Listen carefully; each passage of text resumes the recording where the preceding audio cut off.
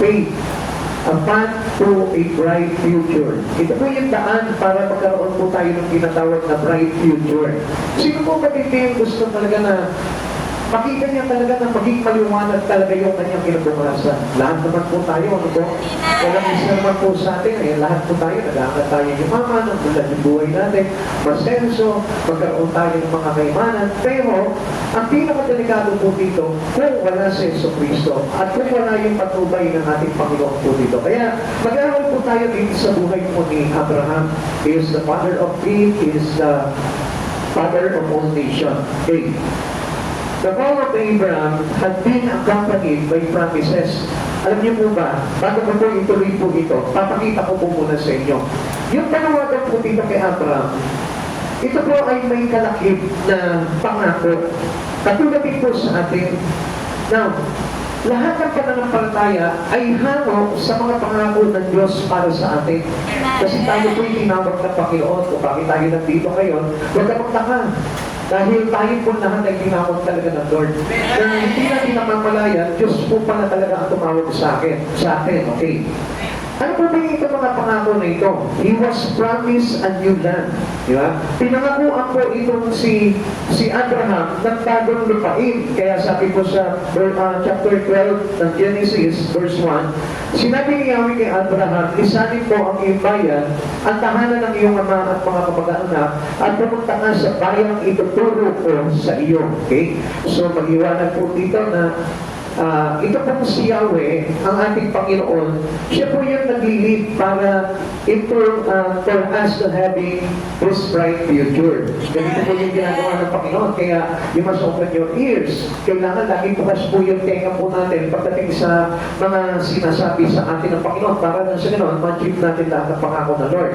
He was promised that he would have many descendants and be a blessing. Sabi naman po ng verse 2. Basahin mo na rin. Pararamihin ko ang iyong mga anak at apo at gagawin kong isang malaking bansa. Pagpapalain kita at mababatog ang iyong pangalan at magiging pagpapala sa marami. So, kung makapansin po natin, dito rin po kay Abraham, nagmula yung bawat bansa. So, ito po yung sa mga apo niya, sa mga ina po niya. Okay. And what other promises of God to him, through the call of God into Abraham, he was promised protections from enemies for him and his family. Ito yung pinakamaganda po dito.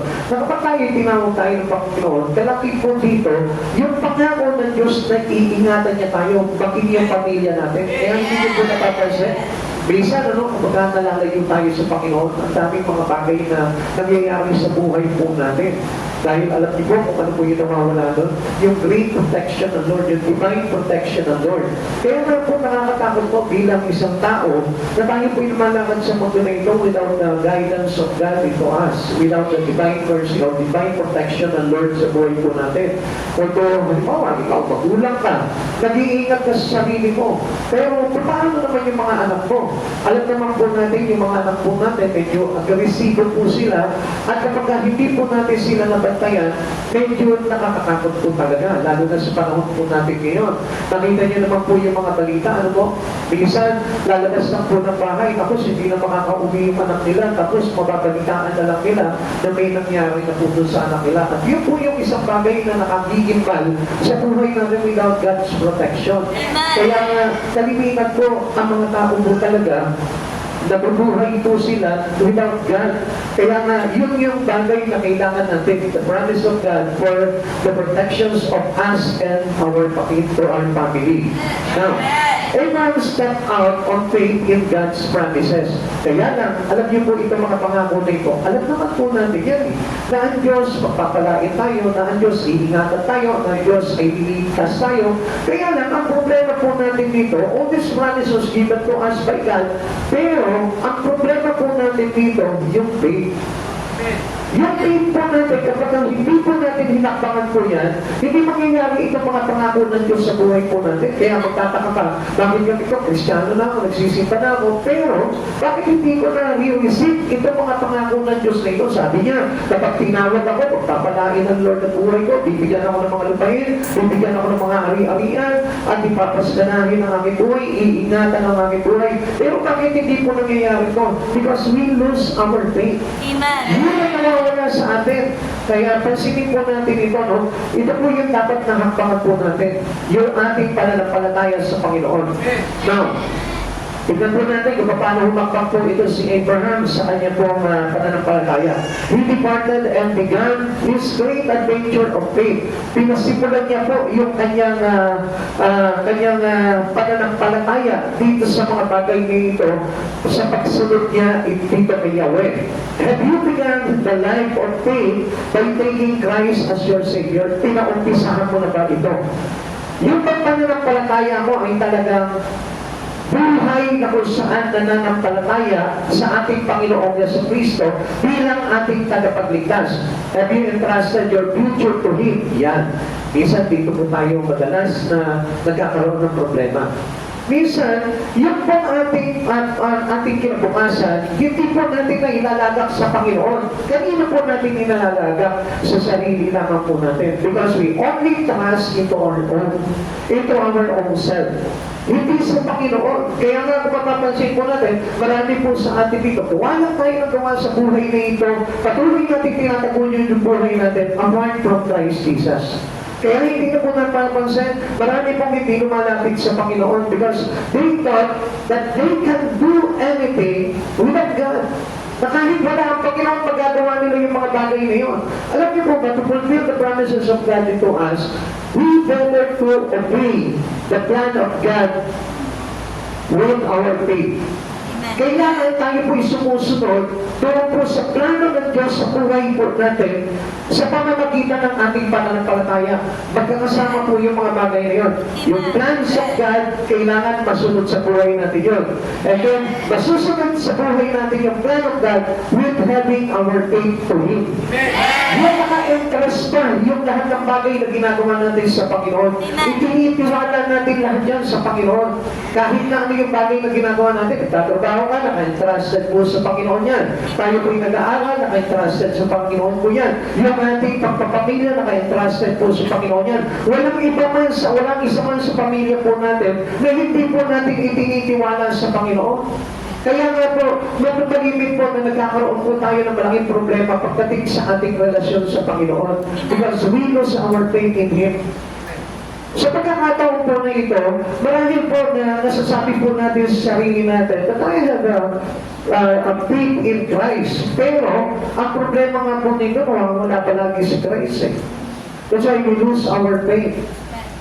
Kaya yung ating pagtitiwala sa Panginoon, naglalaho na po yun. Dahil, minsan, kapag halimbawa, nagigibag tayo sa sarili natin, kaya ko naman mag-aaral, kaya ko mag-review, kaya ko patalibuhin yung isipan ko. Pero ang hindi po natin alam, we must achieve all these things through Christ Jesus. Doon tayo nananampalataya sa mga bagay na yun. Now, the bright future belongs to those who place their faith in Jesus. Kapag yung iyong pananampalataya ilagay natin sa Panginoon, hindi sa sarili natin. Alam niyo po ba, ang pinaka-matinding kalaban po ng Panginoon sa atin ay walang iba kundi yung sarili natin. Because you're the one who decide. Tayo yung nagpaplano, tayo yung nagdidesisyon. Kaya nga, ang problema po dito, wala naman po magagawa sa Satan po sa atin eh. Dahil he is not man's to Christ. Wala po siyang laban talaga kay Kristo. Kaya lang, sa'yo siya. Kung bagay, nagkakaroon ng malaking laban. Kaya pansinin mo ito. Minsan, isang tulong lang sa'yo ng kaaway. Kalimutan mo na yung pag-church mo, kalimutan mo na yung mga bagay na ginagawa mo sa Panginoon. Isipin mo, tatanggal agad sa isipan mo yun. Bakit? Kasi sinusunod mo siya. Kaya nga, ang bagay na nawawala sa atin, we lose our faith in God. Never entrusted your life into Satan. Kasi alam nyo, ang pinakamabigat na kalaban sa buhay po natin, walang iba kundi ang Diyos. Amen? Pero, hindi po natin mapapansin yun. Akala natin, kakampi tayo ng Diyos. Pero hindi natin namamalayan, at Diyos na pala yung kalaban natin. Kapag yung buhay po natin, pumapagana pala sa Panginoon. Bakit? Kasi we can easily obey our enemy, the Satan, into our life. Kaya nangyayari po dito, ang nasusunod po natin, si Satan, hindi po ang Diyos. Kaya kalimitan po dito, makikita mo ang maraming tao. Wala po silang pakialam kahit na hindi sila nakakapagsimba, kahit na hindi po sila natuturuan ng mga bagay sa Panginoon. Yun po yung bagay na bumabangga sa ating Panginoon. Kaya nga, we need to place our faith into Jesus.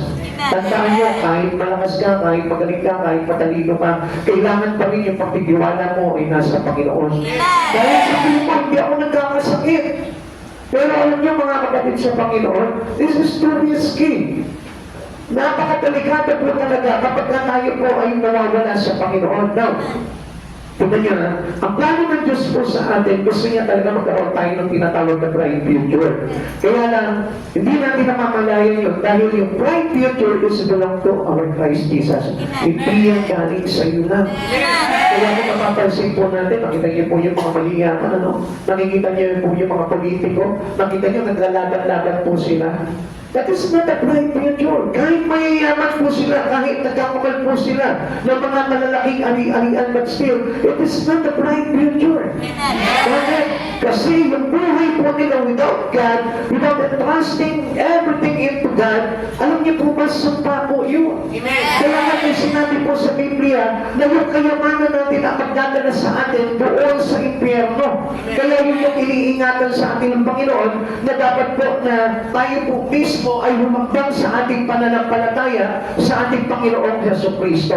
Now, how it affect our bright future? Paano po ba ito maapektuhan sa atin? Paano ito, mga pangako ng Diyos na ito, maapektuhan sa buhay mo? Alam niyo, unang-una, kailangan po natin makita itong mga bagay na ito. Now, tignan po muna natin kung paano ito makaka-apekto itong faith na ito ni Abraham sa pamilya natin. Number one, how faith affects our family. Kung hindi po dito kay Abraham, the call of Abraham had to do with the families. Alam niyo po ba, na ang laki ng ginampanan nito si Abraham sa pamilya po ng bawat isa sa atin? Alam niyo po ba, hindi po saan nakakalat ang bawat lipi, ang bawat bansa, hindi po saan nakakalat yan. Kung hindi dahil sa pananampalataya ko, ito po si Abraham. Alam niyo, kung patuloy lamang po siya na nagkaroon ng unbelief doon sa sinabi sa kanyang Yahweh, wala po sana tayo.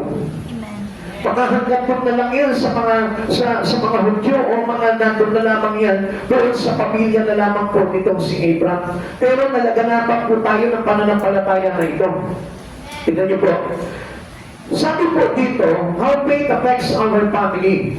Abraham was to live for Canaan with his family. He was to be a blessing to all families on earth because of his faith. Tandaan natin, napakahalaga ng pananampalataya. Alam niyo mga kapatid sa Panginoon, pasimulan niyo rin po yung inyong buhay sa pananampalataya para yung inyong buong pamilya maapektuhan po nito.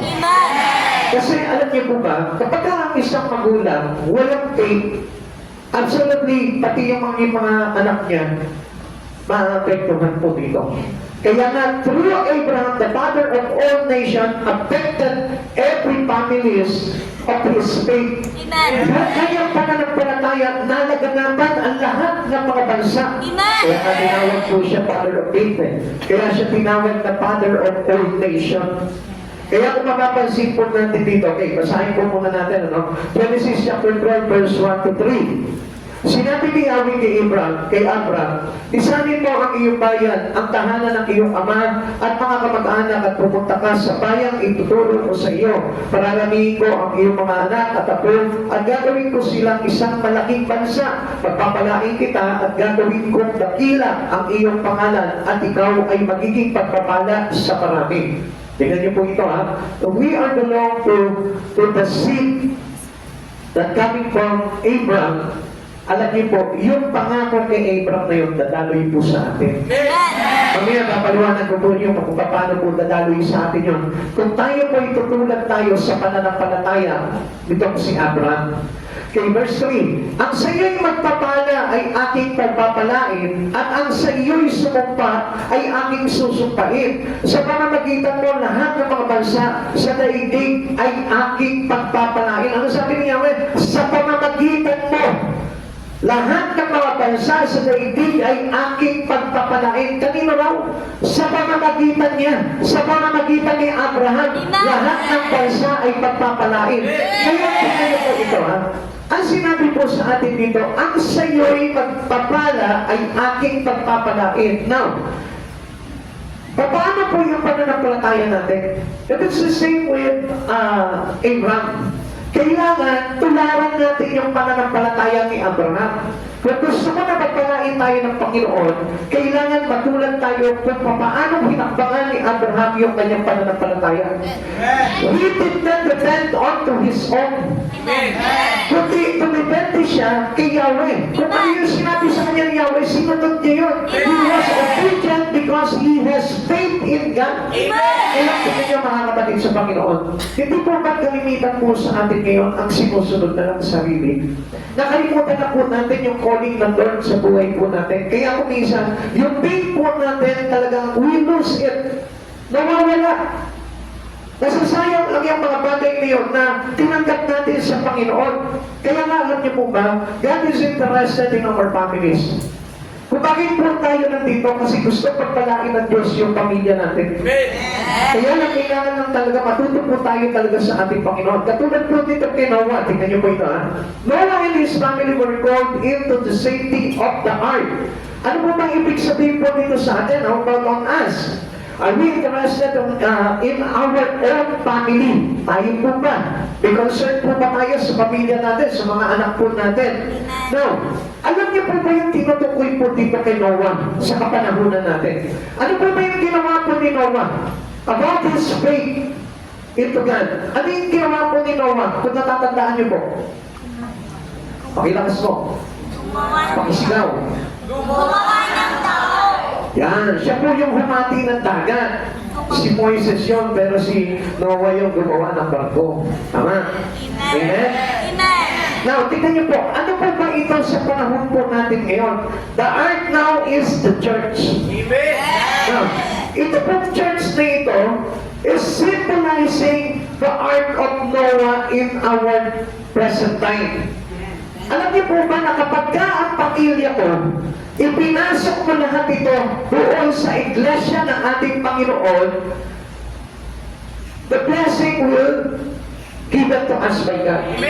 Itatali sa atin ng Lord yan. Pagpaplonin ng Panginoon itong pagpapala na ito.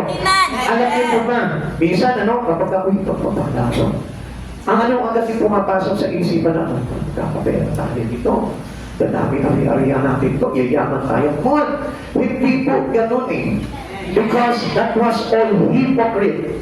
Kasi ang talagang pagdating po natin, pananampalataya natin sa Panginoon, hindi para pagpalain tayo. Greater blessings that we have about our faith in God. Tingnan niyo po okay, basahin po natin sa 7 verse 1 ng Genesis.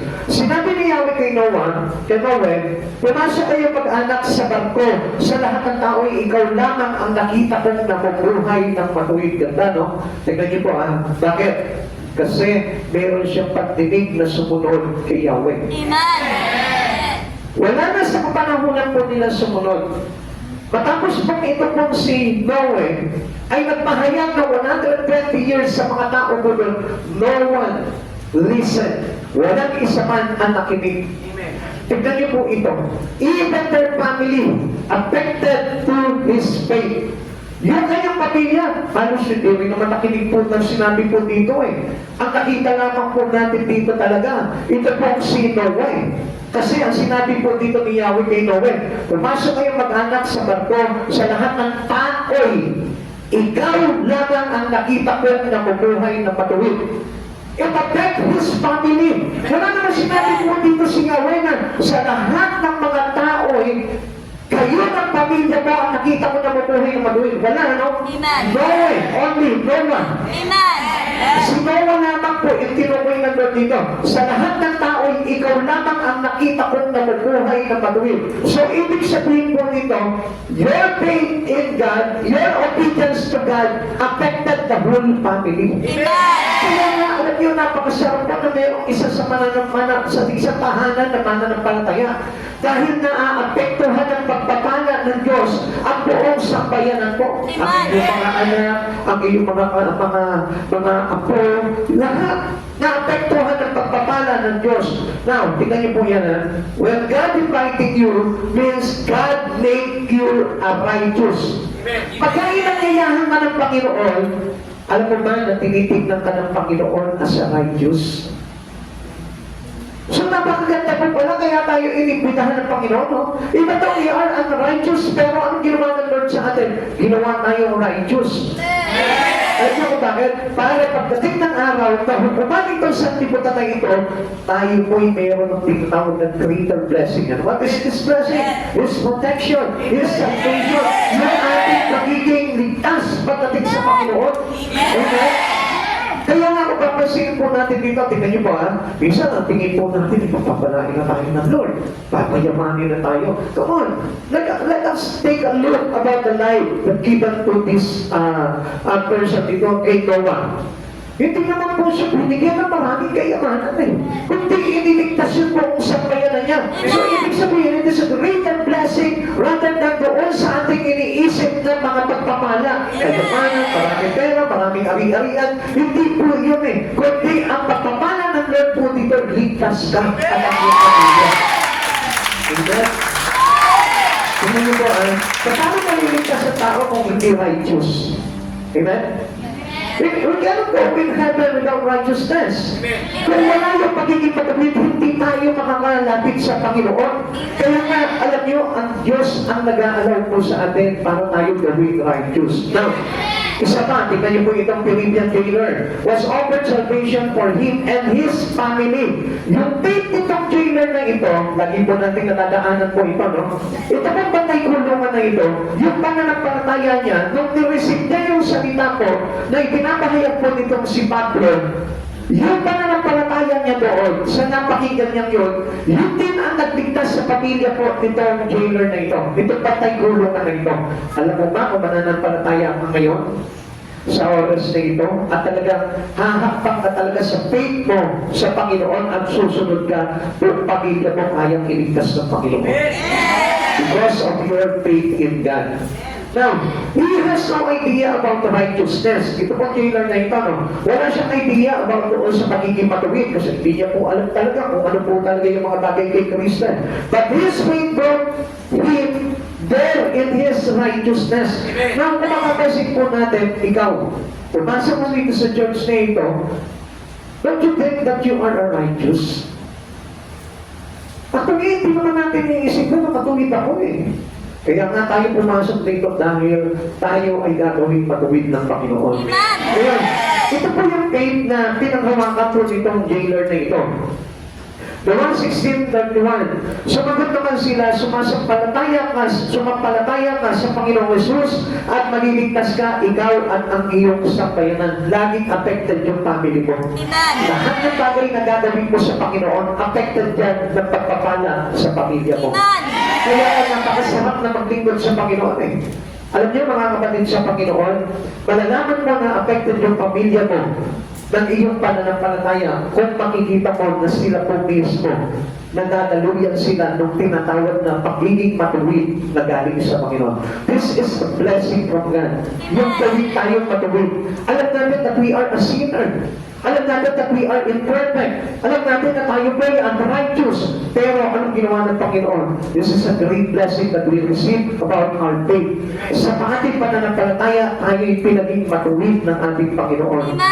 Faith make us righteous, and righteousness turn us to be saved. Amen. Hindi nyo pa maalam yun, na yung pananampalataya natin, yun tayo kinukonsidera ng Panginoon para maging matuwid. At kung sa pagiging matuwid natin, tayo naman po ngayon ay naliligtas. Ngayon, tingnan po natin ha, faith make us righteous.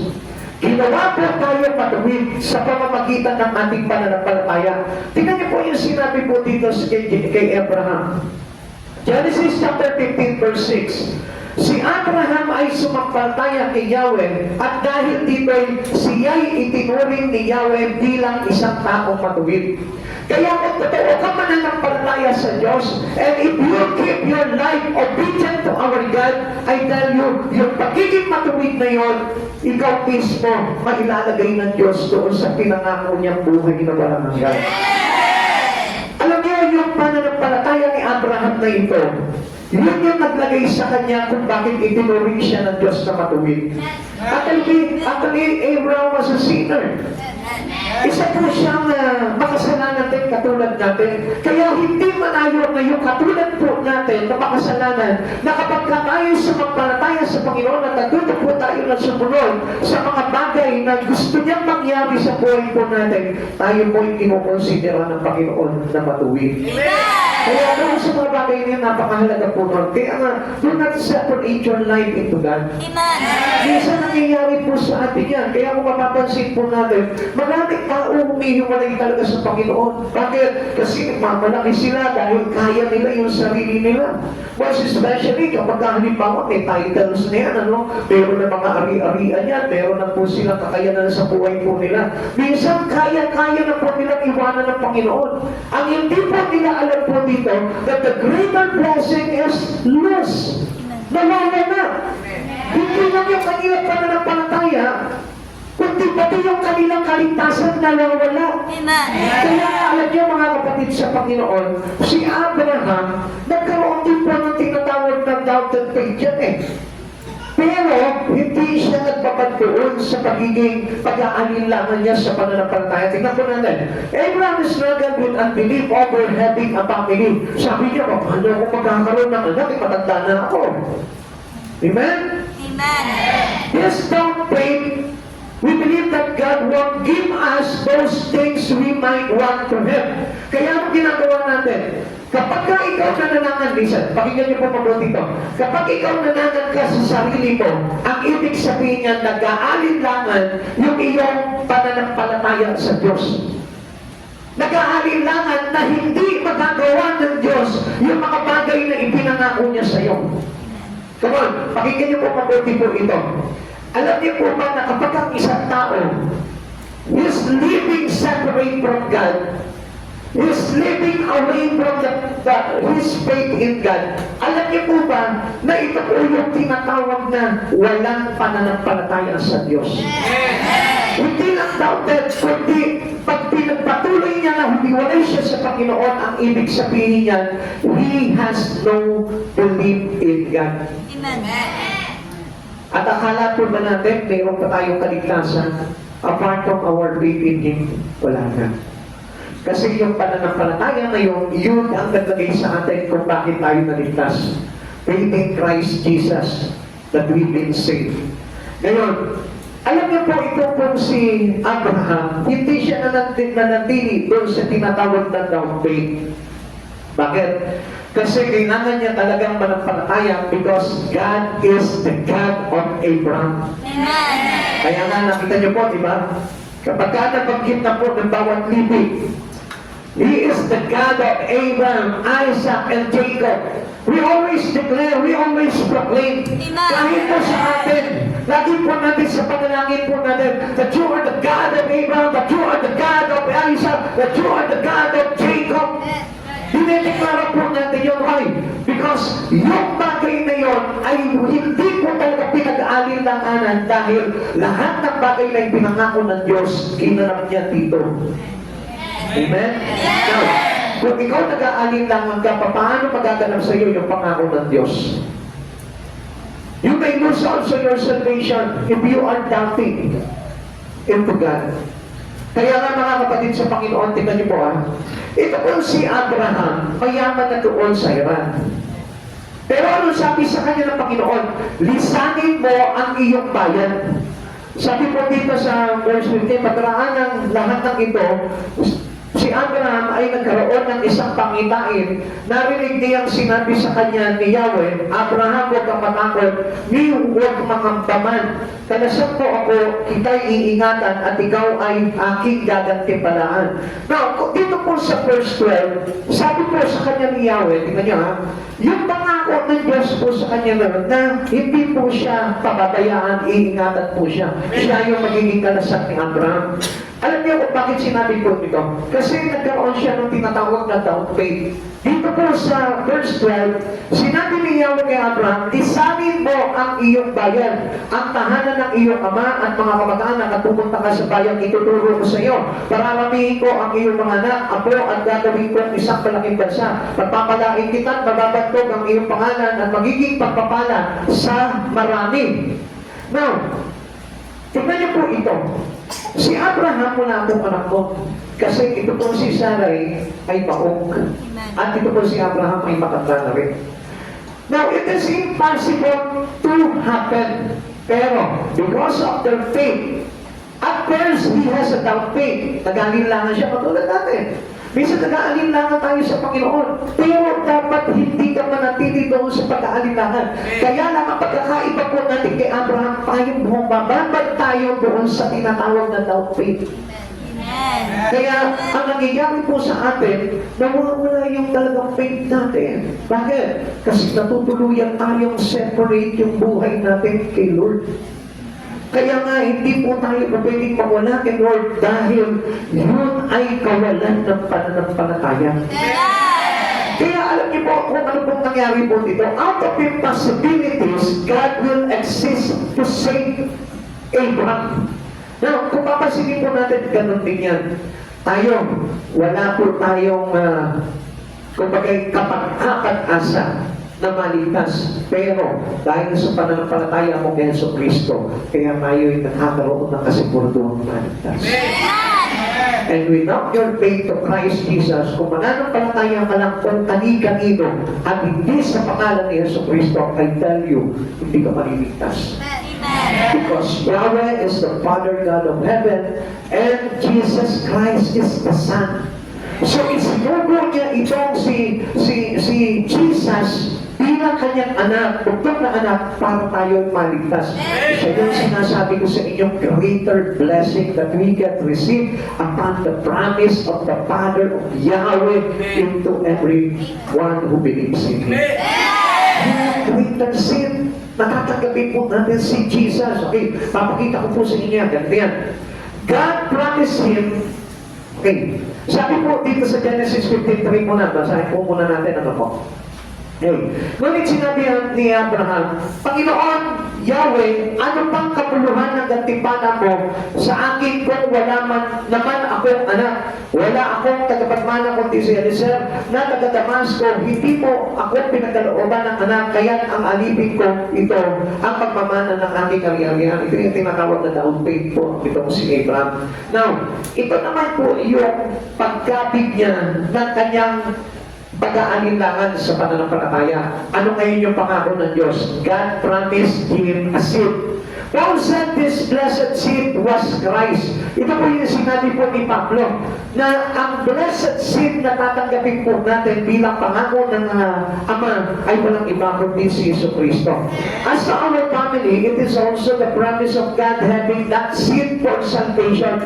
And without this seed, hindi tayo maliligtas. Kaya nga huwag kayong papadaya sa mundo na ito dahil ang daming pangalan na ibinibigay sa tao para sa kanilang kaligtasan. Ang daming ibinibigay sa tao na ibang pangalan para raw po sila ay maligtas. Pero there is only one name that is given to us in heaven.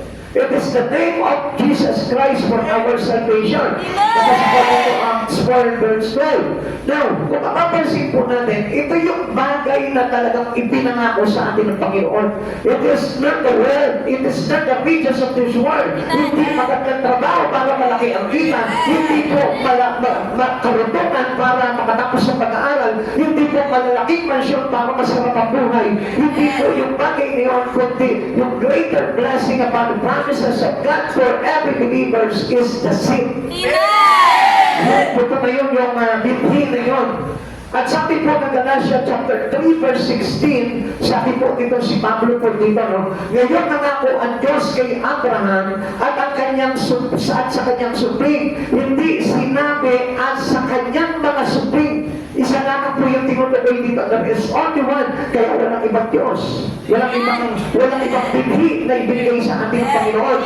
At sa kanyang mga supling, hindi sinabing at sa kanyang mga supling na ang tinutukoy ay marami, kundi at sa iyong supling, nag-iisa ang tinutukoy at ito'y si Kristo. Jesus Christ lamang po ito. Kaya huwag niyo na pupuluhin yung ibang isipan po ninyo sa ibang pangalan o sa ibang bagay na ino-order sa atin na magliligtas po sa atin. There is only one name. Ito yung pagkapala sa lahat ng pamilya because of our faith for our God. Dahil yan sa pananampalataya natin. Kaya nga, huwag yung tatanggalin yung pananampalataya niyo sa Panginoon. Dahil yung pananampalataya ngayon, according to Ephesians chapter 2, verse 8 to 10, yung ating pananampalataya, yung ating biyaya, at yung ating Panginoong Jesucristo, which is the seed, yun ang naging sanhi ng kaligtasan natin at wala ng iba. Amen. Kaya huwag mong sasabihin na mabait ako, matulungin ako, mapagbigay ako, lagi ako nagpe-pray, hindi ka naligtas sa mga bagay ngayon. Amen. Lagi ako umaawit sa Panginoon, lagi ako nagsisimba, hindi ka naligtas doon. Kailangan yung mga bagay na lang yun, resulta yun ng kaligtasan na galing kay Jesucristo. So bakit masipag ka magsimba, bakit masipag ka na mag-pray, bakit masipag ka na sa mga bagay sa Panginoon, it is because you have faith in Christ Jesus. Huwag po natin kakalimutan yan, okay? Tingnan po natin naman kung paano maapektuhan ng pananampalataya ni Abraham yung ating future. Ito po yung dapat na maganda po natin makita eh. Hindi po ba yung kumbaga parang natitiwala lang po tayo sa sarili po natin, ano? Para tayo po magkaroon ng magandang kinabukasan. How faith affects our future? Sabi po kano dito, what if Abraham had not dared embark on his adventure of faith? Paano kaya kung hindi niya pinasimulan talaga ito ang kanyang pananampalataya kay Yahweh? Paano kaya kung hindi siya sumunod kay Yahweh? Magyayari kaya itong bagay na ito? Magkaroon kaya tayo ng kaligtasan? Ano po yung sa tingin po ninyo? Sa palagay ko, hindi tayo magkakaroon ng kaligtasan. Dahil nakipagtupad po itong si Yahweh, our God, to Abraham. Kaya napakalaking bagay po nito si Abraham, yung faith niya, yung kanyang pananampalataya. Dahil kung wala yung pananampalataya na yun, if Abraham rejected this covenant to our father, alam niyo po ba mangyayari? Mapapahamak po lahat ng tao. Lahat ng mga susunod na generation, mapapahamak po. Hindi tayo maniligtas. Okay, ganito po mangyayari po yan. What if Abraham had dared to embark on his adventure of faith? Una, there would have been no promised blessing for him and his family. Wala yung magiging pangako. Ang Diyos nakipagtipan kay Abraham para dito sa mga pangako na ito nagaganapin ni Yahweh dito sa kanyang pamilya. At yun na inalaganapan din po tayo noon. He would have missed out on life's greatest adventure. Maraming bagay po nang mawawala. Amen. Kasi ang daming bagay na nangyari po dito eh. Nangyari kay Abraham, sinundan ni Isaac, at sinundan po nitong si Jacob, at sinundan na ng bawat bansa na nananampalataya sa Diyos. Mga kapatid sa Panginoon, if no Jesus, everything was waste. Kasi hindi po maibibigay sa ating itong binhi na ito kung hindi po sa pananampalataya. Ito po si Abraham. Alam niyo po ba lahat ng bansa ay nagkaroon ng pag-asa dahil po sa pananampalataya ni Abraham. Na kung saan kaya naisuko yung kanyang kaisa-isang anak dahil po sa pananampalataya ni Abraham. Kaya kung mapapansin po natin, ito po si Abraham, nung siya po ay utusan ng Panginoon na ihandog niya yung kaisa-isa niyang anak. It is the pictures of our salvation. Hinatog niya po ito si Isaac na susunugin sa isang altar at hindi niya po ito pinagkait because of his faith, because he walked in the faith in Christ. Ngayon, kung mapapansin po natin, kapatid sa Panginoon, yung faith natin, there is always sacrifice. At faith dapat na i-sacrifice natin. Katulad ng sacrifice nitong kay Abraham. At first, kung sa verse 12, ang sabi sa kanya ni Yahweh, sinabi ni Yahweh kay Abraham, lisanin mo ang iyong bayan. So, kuminsan tayo, marami tayong bagay na hindi kayang i-sacrifice sa buhay natin. Kaya nga kuminsan, alam niyo po, ang labog po ng ating pananampalataya. Faith has sacrifice. Ito po si Abraham, napakarami po ng sakripisyong ginawa niya para patunayan niya po dito kay Yahweh na siya ay talagang nananampalataya ng lubusan kay Yahweh. Amen. Nang iniwanan niya yung lugar ng kanyang mga pamilya, ng kanyang mga kamag-anak, at nagpunta siya doon sa lugar na hindi niya kilala. Amen. Amen. Which is the land of Canaan. At alam niyo po ba, namuhay siya doon, nakipamayan po siya doon, nandun pa ang mga Kananeo. Pero, and his faith cannot be affected by the faith of that people on Canaan. Alam niyo mga kapatid sa Panginoon, tingnan niyo, Dito pa lang tayo minsan may pagpapahina. Nakikipamayan po tayo sa mundo ito, pero tayo po ay affected or compromised doon sa pananampalatayang mali ng mga tao sa paligid natin. Hindi tayo naging strict doon sa pananampalataya na kung saan sinasabi sa atin ng Lord. Ano sabi ng Lord? Lisanin mo ang iyong bayan. At pumunta ka dito sa lupain, ituturo ko sa iyo. Yung pagsunod niya doon, hindi pag-aalinlangan, kundi isang pagpapatunay na kung saan nananampalataya siya. Tapos sinagot pa siya. Dito siya nagkaroon po ng doubt.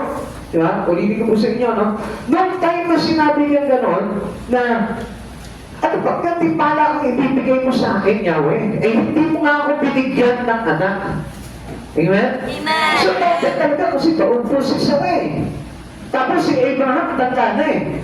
So, talaga magkakaroon ka ng doubt eh. Baka kung ikaw pa yun eh, baka sabihin mo, lago nito. Ngayon kung kailan tumanda ako, tsaka ako magkakaanak. Amen? Amen. Amen? Isipin mo yung tumanda na ako. Ano sasabihin sa akin ng mga kapitbahay ko? Romantic ako, ganito na akong katanda. Yeah. Pero hindi niya po, kapag paano nagkaroon siya ng little doubt, pero kinabig niya po yun. Kaya nga pinakita sa kanya ni Yahweh yung maraming bituin. Sabi niya, ganyan kung mapapahingin ang inyong mga ina po. Now, yun yung pangako ng Diyos dito. Kung hindi po talaga nag-embark po into His adventure of faith, ito po si Abraham, I tell you, baka pati tayo affected po talaga. Baka tayo mismo hindi tayo masave. Kaya nga po, kung titignan po natin, napakahalaga po dito, yung tinuro po ang pananampalataya nito si Abraham sa bawat isa sa atin. Amen. Kaya nga, alam nyo, sa panahon po natin ngayon, yun po yung dapat na palaganapin po natin sa buhay natin, maging sa pamilya natin. Because it guides our future. It will guide our future. Kasi alam nyo, pag may pananampalataya ka sa Panginoon, yung pagpapala ng Lord, sa kanya manggagaling. Amen. Kasi marami po sa atin po ngayon na nananang yung pananampalataya natin sa sarili lamang po natin. Kaya alam niyo po, we are being separated to Him, to our God, dahil po sa pagtitiwala mo sa sarili mo. Amen. Kaya sabi nga po ng Panginoon do not use your own strength, do not lean unto your own understanding. Lagi mo sa Panginoon mo, hanapin itong mga bagay na ito sa Panginoon mo, dapat mangamit itong mga bagay na ito. Dahil we entrusted our future into Him. Sa kanya natin dapat itinitiwala po itong mga bagay na ito. Make assured this bright future. Kaya nga po dito nagkaroon ng assurance po talaga. Yung kinabukasan po ito talaga. He will be led to the promised land. Tignan niyo po ito. Actually, hindi ganun kadali po paglakbay from Haran to Canaan. Marami po siya pagkakaanan po doon. At alam po natin na usok-usok po nung araw po yun, yung tigmaan. Na kapag ikaw halimbawa, ay hindi ka taga-roon, titigmain ka talaga. Pero alam niyo po, hindi natakot po ito si Abraham dahil pinanghawakan niya po yung sinabi po sa kanya. Nasabi po sa kanya sa verse 15, Abraham, huwag kang matatakot, di mangangambaman. Kadasak po ako, kita'y iingatan at ikaw ay aking gagantimpalaan. Now, kung makapapansin po natin dito, pag ikaw, bigla ka na nagpasok sa isang bayan, tapos hindi ka taga-roon, pwede ka nilang patayin. Pero ano nangyari po dito kay Abraham? Hindi siya natakot. Bakit? Kasi ito yung pangako sa kanya ng Panginoon. Ikaw, gaano ka ka-faithful talaga sa Lord sa mga sinasabi niya sa iyong pangako? Gaano mo pinanghahawakan yung pangako sa iyo ng Lord nang walang takot? Di po ba kadalasan tayo takot na agad? Kapag halimbawa sinabi lang ng Lord, anak, I need your life. Lord, marami akong pinakakain. Marami akong binubuhay. Hindi ba kinakabahan na agad tayo? It is not the faith. Yun yung pag-aalinlangan po natin sa kakayanang kayang gawin ng Panginoon sa buhay natin. Kaya nga kung minsan, hindi po talaga tayo nagiging trustworthy pagdating sa Lord. Dahil tayo po mismo natatakot tayo mag-iwan ng mga bagay sa buhay natin. Alam niyo si Abraham, yung buong lugar po nila na kung saan nandun ang kanyang kabuhayan, iniwanan niya po yun. Bakit? Hindi siya nag-aalinlangan sa Panginoon dahil alam niya na ang nangako sa kanya ay Diyos ng pangako. Ikaw, gano'n mo kilala ang Diyos? Kung talagang kilala mo ang Panginoon, sapat na meron tayong Diyos na pinagkakatiwalaan para hindi po tayo matakot.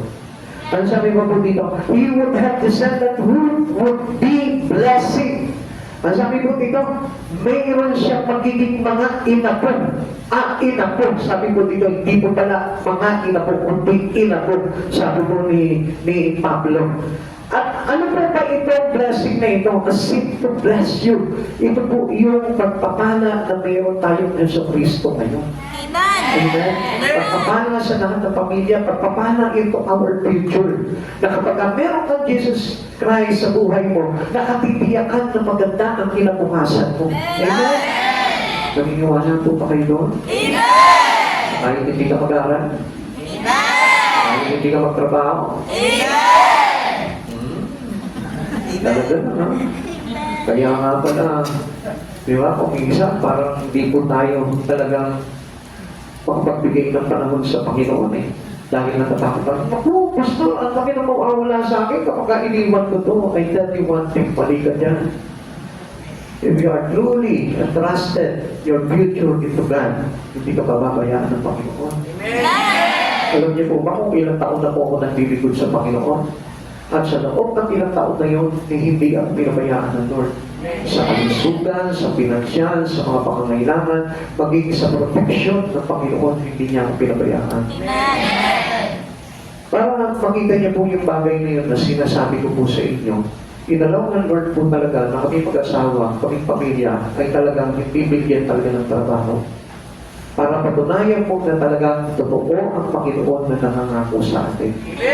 Kasi alam niyo, siguro kung may trabaho ko, baka isa po ako sa takot. Baka sabihin ko sa Lord, hindi mo pwede eh. Napagpalaki ako ng anak eh. Baka hindi ko ma-i-bridge po sa inyo itong bagay na ito. Baka sabihin ko, paano ko mag-aaralin si Caleb? Elementary pa lang, grade 3 pa lang yan.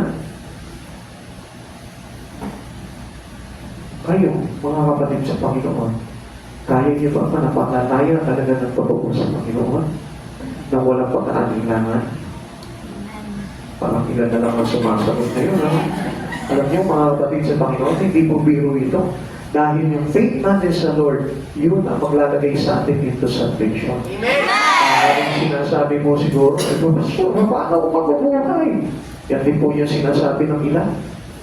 Kaya nga po, alam niyo po, pag tinawag ka talaga ng Panginoon bilang isang lingkod, iugol mo ang buong buhay mo sa Panginoon.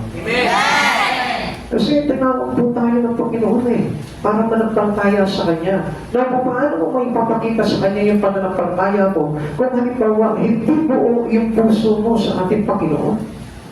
Because we need our heart to be full, to be whole, unto Christ Jesus. Hindi po yung hub lang, hindi yung partial lang, hindi po yung peace of your heart lang ang ibibigay mo sa Panginoon. Ang kailangan po talaga ng Lord, buo yung puso mo sa Kanya. Di ba kaya ng Panginoon na may kasama siya nakaupo sa puso mo eh. Kahit nga yung jowa mo ba dyan, tatagalin ng Diyos yan, umalis ka dyan. Akin lang itong tao na ito. Kaya hindi mo napansin, di ba, kahit yung jowa mo, inilalayo ka sa Panginoon. Di ba? Hindi niyo po napansin yun? Kahit yung best friend mo lang, yung bestie mo lang eh, nilalayo ka sa Panginoon eh. Kasi ano mo kung bakit? Kasi ayaw ng Lord talaga na may karibal siya. Kaya nga sabi niya, I am on Jesus God.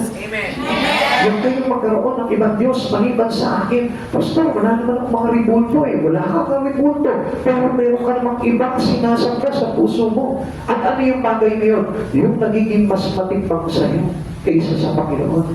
And supposed to be, dapat itong trono sa puso mo ay kay Kristo na. Because He is the King of our life. He is the seed that blessed to us by the Father. Hindi po ang biyaya ng Panginoon. Hindi po biyaya yung iyong jowa na kung saan tinataboy ka sa Panginoon. Hindi biyaya yun. Iwalayan mo yun. Amen. Hindi biyaya yung isang pamilya na pinipigilan ka. Pagdating sa iyong pagsamba sa Panginoon, ang totoong biyayang pamilya, yung nakasuporta sa iyo pagdating sa mga bagay sa kalistasyon mo. Amen. Kasi ang mga kapatid sa Panginoon, kapag ikaw nang kaibigan mo sa Panginoon, nanampalataya ka ng buong puso mo sa Panginoon, baka may pati pamilya mo, di ba? Sabi nga po natin, it affects our family, it affects our future. Na kapag yun, nanampalataya ka sa Panginoon, hindi lamang po blessing sa pamilya mo, blessing pa rin para sa kinabukasan mo. Why? Because we have that sin.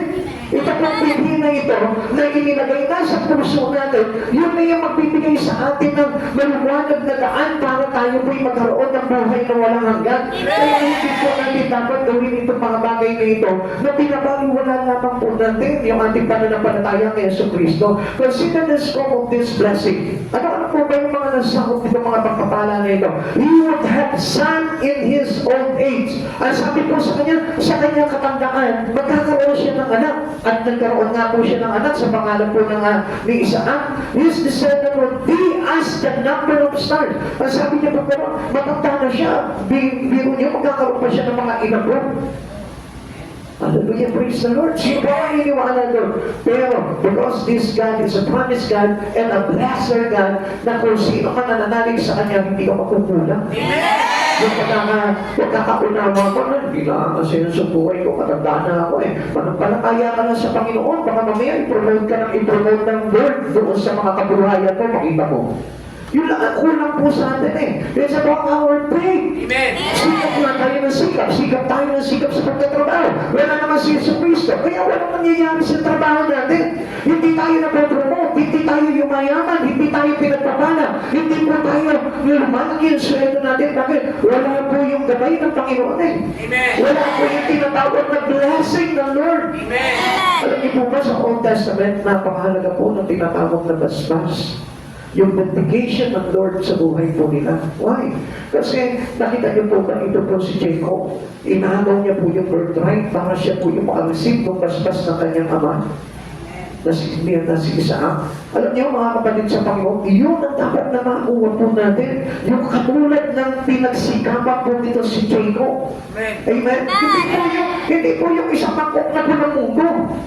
Ganun po kasi tayo eh. Ano po yung pinapahalagahan natin makuha? Yung isang mangkok na pulang munggo. Na kung saan pinili naman ni Esau. Samantala si Jacob, ano po yung pinili niya? Yung birthright. Amen.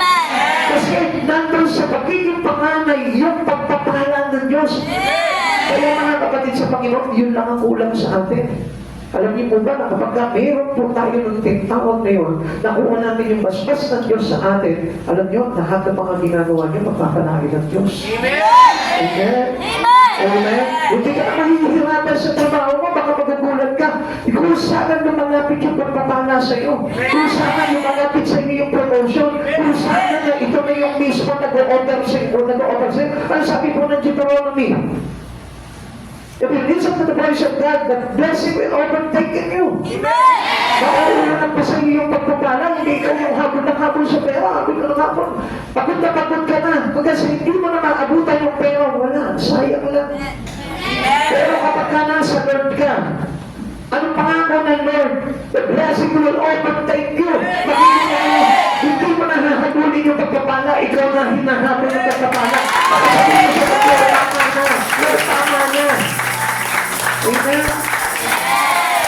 At alam niyo po ba mga kapatid sa Panginoon, ang Diyos, hindi naman po nalilimitahan po talaga yan eh. Kaya lang nalilimitahan because of according to our faith. Minsan kasi, mananampalataya ka na, kaya lang napakaliit ang faith mo. Kaya yung base na pagpapala ng Diyos sa iyo, ganun lang kasi laki ng faith mo. Napakita ko nga po doon kay Pastor Chris, ang sabi niya po gano'n. Ang yaman daw po ng isang tao ay nakabase sa kanyang pananampalataya. Kasi hindi magkakaloob ang Lord ng ikakapahamak mo. Kapag lumagpas yung pagpapala na yun sa iyo, maaaring ikapahamak mo yun. Kaya ang Diyos, tinitignan niya lang kung gaano yung iyong pananampalataya sa Kanya. Kaya kung maliit lang yung iyong faith, huwag kang umasa. Dahil sigurado yun, hindi aalaw sa iyo ng Panginoon yun dahil hindi niya gusto na mapahamak ka. Amen. The impossible of your dreams happen.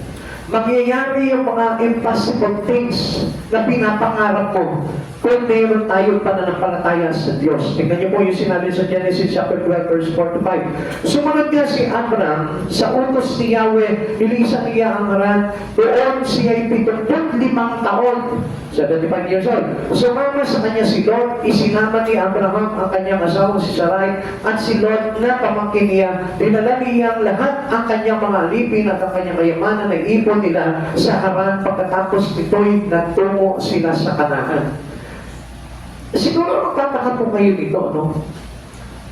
Dala naman pa ng kayamanan ko eh. Dala naman pa niya yung pamilya niya eh. Come on, hindi po ganun madali yun. Dahil yung susukumin niya doon ay hindi niya alam kung anong mangyayari. Amen. Sabi ko nga po sa inyo, pwede silang samsamin. Pwede silang saibin sa lahat ng mga kanilang ari-arian kapag sila'y sinalakay nitong mga tao na ito. Pero hindi po siya natakot doon dahil anong sabi niya? Walang imposible sa Panginoon. Amen. Lukas chapter 37 verse 1, sapagkat walang anumang bagay na hindi kayang gawin ng Diyos sa buhay mo. Diba, kung minsan may pinapakaharap ka, Lord, gusto ko talaga to, gusto ko talaga to. Alam mo kung bakit hindi mangyari yun? Kasi wala kang faith sa Kanya eh. Kapag ibigay mo sa Panginoon yung bagay na yun, manampalataya na. Amen. Ang sabi ng Mark chapter 24 verse 11, ano maghingin mo sa pamamagitan ng panalangin, manampalataya ka na makakamit mo yun at makakamit mo. Kasi kung isa nangihingi nga tayo sa Panginoon, nag-pray tayo, pero wala naman po talaga yung talagang pananampalataya mo, naggagawin sa iyo ng Lord yun. Eh Lord, mahina talaga ako eh. Lord, mahina ang utak ko, paano ako makakapasta? Lord, mahina talaga ang utak ko, paano ako makakagraduate? Come on, meron bang imposible sa Panginoon? Hindi na imposible yan. Kaya lang kasi, yung faith natin, hindi tayo maitulak sa Diyos. Yung faith natin, hindi tayo maitulak doon sa pinanggagalingan ng lahat ng pagpapala. Itulak mo! Ipatulak mo yung buhay mo! Yung faith na yun, yun yung magtutulak sa iyo. Alam niyo kung bakit marami pong tao na talagang willing po sila sa paglilingkod sa Panginoon because of their faith. Amen. Yung faith na yun, yun na nagtutulak sa kanila papalapit kay Jesus. Bakit? Nandun yung kanilang pag-asa eh. Nandun yung kanilang tiwala. Nandun yung kanilang talagang entrusting to the Lord. Alam niyo mga kapatid sa Panginoon, yun lang kulang natin. Pero kung tutuusin, nasa inyo ng lahat eh. Amen. Dapat may trabaho ka, may magandang pamilya, mayroong kang tahanan, isang bagay na lang gagawin mo, ipatulak mo sa pananampalataya mo yung buhay mo kay Yahweh. Ipatulak mo yung buhay mo sa pananampalataya mo dito kay Jesus. Hinakulak po natin, and the bright future will be ours. Sa atin ay magandang buhay. Kaya nakita niyo kung minsan, di ba, minamaliit mo pa yung sarili mo, naku, wala akong pinag-aralan, paano ko uulan ang buhay ko? Wala kang pinag-aralan, pero kung naiinom ka naman pananampalataya sa Diyos, dahil na ba nag-aaral? Amen. If you're the last guy, kung talaga pananampalataya ka sa Panginoon, at daming tao gusto kumasenso, pero ang problema, wala si Yesu Cristo. Ang daming tao gusto nila na magkaroon sila ng bright future. Pero wala si Yesu Cristo. Unang-unang dapat na paglagyan mo ng iyong pansin, yung iyong pananampalataya sa Diyos. Minsan meron tayong negosyo, pero hindi natin ipinagkakatiwala sa Panginoon. Kaya ano nangyayari? Even palagi. Minsan lugi pa. Minsan mamatuhunan ka ng ganito. Minsan hindi lalabas yung tubo. Alam niyo kung bakit? Kasi ayaw mong itulak yung sarili mo ng pananampalataya mo kay Jesus eh. He is the source of everything, remember? Amen! Pinagkakalingan ng lahat ng bagay. Maaaring, oo, sige, nakakapagtrabaho ka. Oo, sige, nakakapaghanap buhay ka. Oo, sige, nakakapagpamilya ka. Pero kung wala yung patnubay ng Diyos, there is no bright future. Amen. Kaya nakita niyo, di ba, ang dami mga nababankrupt, ang dami pong mga nagsasara, ang dami pong mga nalulugi. Alam niyo kung bakit? Lalo na kapag ang mga small business na at wala ka talagang kapitan. Alam mo kung bakit? Wala kasi si Jesus. Amen. There is no protection from our God. Hindi niyo po ba alam yung sinabi po ng Biblia? Huwag kayong mag-import na kayamanan dito sa lupa sapagkat dito'y mayroong naninirang kalawang at magnanakaw. Amen. So kaya mapapagod ka na mapapagod. Nagtatrabaho ka, tatanda ka na ng tatanda. Bakit? Ninanakawan ka eh. Pero kapag ikaw, pinangawakan mo yung pananampalataya, katulad dito kay Abraham, ano mangyayari? Idaragdag ka lang ng idaragdag sa iyo ng Panginoon lahat ng pagpapala niya. Amen. Amen. Faith makes all impossible to you become possible. Mangyayari lahat ng pananampalataya na pinapananampalatayaan mo na kung titignan po natin ay parang mahirap makamit. Amen? Amen. Minsan nga, di ba, nanonood ka ng mga drama-drama. Minsan nanonood ka na sa TV, di ba, mga palabas. Di ba, kung minsan hangang-hanga ka, wow, Sharon Cuneta, dating katulong lang. Fans lang ni Sherry Hill. Ngayon, masigit pa siya kay Sherry Hill. Umanga ka sa ganang pelikula. Pero ikaw wala kang ganong mga confident pagdating sa Lord. Wala. Amen? Di ba tuwa kayo kapag nakakapanood kayo yung kung bagay parang underdog sila yung kala mo katulong lang.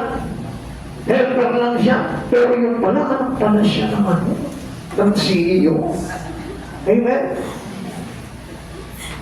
Asan yung pananampalataya mo? Nanonood ka gano'n, ikaw na natili ka doon sa pagiging mahirap. Samantalang mas naiba na CEO yung iyong pinananampalatayaan. Ano? Hindi kayo maka-amen, ano? Kasi natatakot kayong iwanan yung mga bagay na ginagawa nyo. Kapatid sa Panginoon, I tell you the truth. Pag natutunan ng isang tao na maglagak talaga ng pagtitiwala niya kay Yeso Cristo, ay dahil yung makikita mo, magbabago ang takbo ng buhay. Kaya hindi natin makuha yung isang bagay ngayon dahil hindi natin sinusunod kung ano yung bagay na gusto mangyari ng Panginoon sa buhay mo. Pinipilit mo pa rin yung gusto mo at hindi yung gusto ng Panginoon. Sinabi po ni Yahweh kay Abraham, lisanin mo ang iyong lugar ng iyong mga kamag-anak, ng iyong magulang. Sumunod po si Abraham without complaining. Para kapatid sa Panginoon, kung gusto mo na talaga pagpalaki ka ng Panginoon, matulog mo sumunod. Amen. Kung gusto mo na itaas ng Panginoon yung kabuhayan mo, matuto ka sumunod sa Lord. Kung gusto mo na masakit mag-double, mag-multiply yung pagpapala ng Diyos sa iyo, matuto ka sumunod sa Lord. Amen. And the faith push you close to Jesus. Turuan mo na itong pananampalataya mong ito, yun ang pagtulak sa iyo para mailapit na todo ang buhay mo sa Kanya. Amen. Napakayag talaga ang Lord na talaga pasaganahin na todo ang buhay mo nang napapahamak naman yung kaluluwa mo. Kaya nga sabi niya, di ba, what is the profit of man gaining the whole world? Gusto mo nga talaga ng Lord na pagpalain po tayo. Kaya lang, alam niyo, ang problema, ayaw ng Lord kasi na mapahama ka. Baka umaya kapag halimbawa, yumaman ka, makalimutan mo ang Diyos. Makalimutan mo na kailangan mo palang maligtas. Makalimutan mo na kailangan mo pala na makakarating ka sa kaharian ng Diyos. How faith affects our fellowship with God. Yung pananampalatayang totoo, yan yung magtutulak po sa atin para tayo po'y maging mas lalong mapalapit pa sa Panginoon. Faith brought Abraham into right relationship with God. Pag meron tayong totoong pananampalataya sa Panginoon, yun yung nagsisilbing lalim ng ating relasyon sa ating Panginoon. Tingnan niyo po ito. Faith brought Abraham into the right relationship with God. He believed God and it was counted to him for righteousness. Yung kanyang pananampalataya ang nagsabi at naglagay sa kanya para maging matuwid siya. Abraham, a sinner, was justified before God by faith. Siya po ay napawalang sana sa pamamagitan ng kanyang pananampalataya. Kawan kapatid sa Panginoon, hindi sapat yung sinasabi lang natin na may pananampalataya tayo sa Diyos. Nilalaki pa ng gawa ko yun. Sapagkat ito po, si Abraham, pinakita niya yung kanyang pananampalataya na may kalakip na gawa. Huwag ka pananampalataya sa Panginoon na hindi mo lalaki pa ng gawa dahil hindi ka magkatagumpay. Kung sinasabi lang ng labi mo, ang pananampalataya mo, hindi mo ito makasihan ng Panginoon. Sapagkat at hanggang kinakasihan ng Panginoon talaga, yung na ipapakita niya talaga sa pamamagitan ng kanyang pamumuhay, sa pamamagitan ng kanyang mga kilos, sa pamamagitan ng kanyang paglilingkod sa Panginoon, yung kanyang totoong pananampalataya sa Diyos. Kaya nga siya'y napawalang sana. Kaya nga alam niyo, kung totoo ang pananampalataya natin, wala na po tayong dapat na ikatakot pa. Tayo may kaligtasan na. Tayo hindi gugutom ng Panginoon. Tayo hindi matukulang sa lahat ng mga pangangailangan natin. Because this is our fellowship with God. And a person who has a great fellowship with God, God did not forsake them. Hindi po sila papabayaan talaga ng Panginoon. Dahil yun ang ipinangako ng Panginoon. Sino man lumalapit sa Kanya, kailanman hindi niya binibigo, kailanman hindi niya pinagkukulang, kailanman hindi makukulang sa kanyang mga pangangailangan. Genesis chapter 12 verse 12 to 6. 12 verse 6. Natuloy si Abraham sa isang banal na lugar sa Shechem, sa malaking puno ng More, doon naroon pa ang mga Kananeo. Yung sinasabi ko po sa kanila, sa inyo kanina. Even we are a part of the fallen nation, kahit po nandito po tayo, no? Kasama po natin sa paligid po na napapaligiran po tayo ng mga taong mga pakasalanan, we still will live a life different from them as being one with Christ. Mahalaga yung fellowship. Because God recognizing us as their children if we have our complete fellowship with them. Kaya nga sabi sa atin, huwag natin kakaligtaan. Yun yung maging pupunta natin ng kalakasan, yung ating pakikipag-isa sa ating Panginoon. Kaya nga mga kapatid sa Panginoon, huwag natin gagayahin, huwag natin tutularan yung mga unbeliever. Yung mga hindi nananampalataya sa Panginoon, makikita nyo, di ba? They don't mind kahit wala silang fellowship sa Lord. They don't mind kahit hindi sila magsimba. They don't mind kahit na wala silang alam pagdating sa mga bagay sa kalooban ng Panginoon. Kaya nga alam nyo, lagi po silang nandun sa kalimutan. Unlike those people who receive the words of God and accept that God Himself did to them. Ano nangyari po sa kanya? Ano po sabi po ng John chapter 5 verse 24? Basahin nga po natin para makita po natin ako. Sa aklat po ng 1, paki-open po. John chapter 5 verse 24. Sabi dito, sinasabi ko sa inyo ang nakikinig sa aking salita at nananalig sa nagsuko sa akin ay may buhay na walang hanggan. Hindi na siya hahatulan kundi inilipat na sa buhay mula sa kamatayan. There is assurance. Na kapag tayo po, mga kapatid sa Panginoon, ay laging buhay yung aming pakikipag-isa sa Panginoon. Ay tayo, nothing to be bothered with you. Wala na po yung ating doubt na tayo po ay hindi man pagpapalain ng Panginoon. Through faith, we have a bright future in Christ Jesus. Tingnan niyo po itong mga tao po na ito. Sa aklat po ng Roma, kung papasahin po natin ito, alam niyo po ba, na yung mga mananampalataya talaga ay naghahanap palagi sa Panginoon po yan. Walang mananampalataya, walang fellowship. Amen? Naintindihan niyo? Naintindihan niyo? At wala kang fellowship, if you lost your fellowship, listen, mga kapatid sa Panginoon, yung mga tao na parang lack of fellowship in God, alam niyo naman po sa sarili po natin yun eh. Hindi po talaga yung naghahanap ng mga bagay sa Panginoon. Tingnan niyo po, sabi po dito ng Romans chapter 3, verse 10 to 23, ayon sa nasusulat, walang matuwid, walang kahit isa, walang nakakaunawa, walang humahanap sa Diyos. Walang humahanap sa Diyos. It is not important for them to have fellowship with God. Bakit wala sa kanila yun? Kahit na hindi nila masubukan ng Lord, kahit na hindi nila mapakinggan ang salita ng Diyos, paano tayo ililipat sa buhay mula sa kamatayan? Katulad ng sinabi po sa atin sa John chapter 5 verse 24. Tuloy po natin. Ang lahat ay lumilihis ng landas at nagpapakasama. Walang gumagawa ng mabuti, wala kahit isa. Ang lalamunan nila ay tulad ng bibingang pungas. Ang kanilang mga labi ginagamit sa pandaraya. Dilay nila'y magmandag na parang ulbong, puno ng panunungayaw at masakit na salita ang kanilang bibig. Matulis ang kanilang mga paa sa pagbubugo ng dugo. Parang nadaanan ng salot ang kanilang malaanan. Hindi nila alam ang daan ng kapayapaan. Ang pagkatakot sa Diyos ay walang pitak sa kanilang puso. They have no fellowship. Hindi sila takot. Na kahit na hindi sila nakakapag-church, na kahit na wala silang fellowship sa Panginoon. Hindi sila natatakot doon. Amen. Ulitin ko po, ang pagtatakot sa Diyos ay walang pitak sa kanilang puso.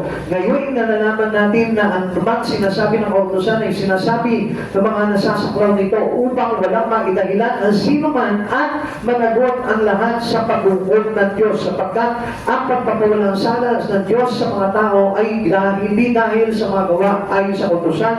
Yamang nakikilala ng tao ang kasalanan sa pamamagitan ng kautusan, ngunit ngayon nahayag na ang mga pagpapawalang sala ng Diyos sa mga tao, ito'y hindi sa pamamagitan ng batas, bagaman ito'y pinatutuhanan ng kautusan at ng mga propeta.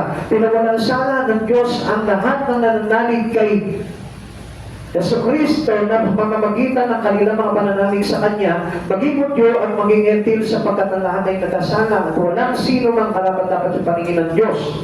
Now, mga kapatid sa Panginoon, yung fellowship ay naglalarawan sa atin ng isang paghahanap sa kabanalan ng Diyos. Amen. Paghahanap ng katwiran, ng patuwid na pamumuhay, paghahanap ng mga bagay na makapaglalagay sa kanila sa kaligtasan. And apart from this fellowship with God, ang ibig sabihin niya, kaya hindi natin hinahanap ang Panginoon. Okay lang sa atin na wala, kahit na wala tayong ginagawa sa Panginoon dahil wala talaga tayong nais kundi yung mga bagay lamang na masama. Nasundan ba yun? Di naman ako gumagawa ng masama. Yun ang akala natin. Sapagkat yung pinag-uutos sa atin, katulad na nabanggit po dito, na tayo po ay nahahayag sa ating kasalanan sa pamamagitan ng kautusan. Amen. Ay sabi sa atin ng Lord, lagi po natin bibigyan po ng halaga yung pagtitipon. Ipinapangilin po natin yung araw ng pamamahinga. Amen. Kautusan po yun. Amen. Kaya nga kapag hindi natin sinusunod yun, nagkakasala tayo. At alam niyo po ba, na ang isang tao naghahanap sa kabanalan at pagliligtas ng Panginoon, hindi po pumapaliyaya sa mga bagay na inuutos sa kanya ng Panginoon. Tignan niyo po yan. Kung hindi natin alam na itong kautosan na ito, ano sa palagay ninyo, maliligtas po ba tayo? Paano mo malalaman na ikaw may kasalanan at kailangan kong tagapin si Yesu Cristo sa buhay ko para maligtas ako? Kung hindi nahayag sa iyo yung katotohanan na ikaw ay nagkasala. Amen. Amen.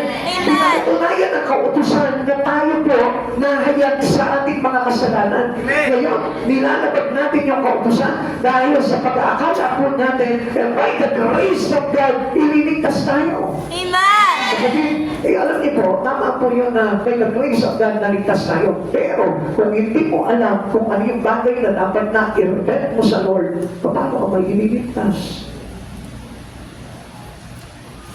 Paano kung masusunod yung kalooban ng Diyos without this? Hindi po ba yung salita ang kalooban ng Diyos? Amen. Hindi po ba yung kautusan ay bahagi ng salita ng ating Panginoon? Amen. Paano tayo maliligtas? About receiving Christ Jesus, but not receiving the words, but not receiving the law that given to us. Come on, kapatid sa Panginoon, hindi mo pa pwede yan. Ang sabi po ulit ng John chapter 5 verse 24, ulitin ko po sa inyo para maintindihan nyo. Sinasabi ko sa inyo, ang nakikinig ng aking salita, pakikinggan lang po ba yun? Hindi po ba sinusunod yun? Hindi po ba ipinapamuhay yun? Totoo po ba sinasabi lamang po dito, ang nakikinig sa aking salita at nananalig sa nagsuko sa akin ay may buhay na walang hanggan. Dalawa yun. Pakikinig ng salita, which is we are obedient to His law or to His words. At nananalig sa nagsuko, which means we accept God. Amen.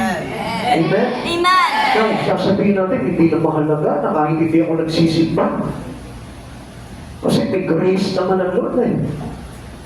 Sabi po ng 5:24, sinasabi ko sa inyo, ang nakikinig ng aking salita at nananalig sa nagsuko sa akin ay may buhay na walang hanggan. Hindi na siya hahatulan, kundi inilipat sa buhay mula sa kamatayan. Amen. Kaya mahalaga po yung bagay niyo. Huwag natin sasabihin na wala na tayo, hindi na tayo under the curse of the law. Pero, ang sabi ni Jesus, pinagtitibay niya pa. Amen. Bakit? Kasi yun yung pagtanggap natin sa salita eh. At yun yung pagtanggap din natin sa Ama na nagsugo sa Kanya. Amen. Amen? Natatandaan niyo po ba yung sinabi po sa 1 John? Ang sino mang pinananahanan ng anak ay pinananahanan ng Ama. Ang sino mang kumikilala sa anak ay kikilalanin din ng Ama. Oo.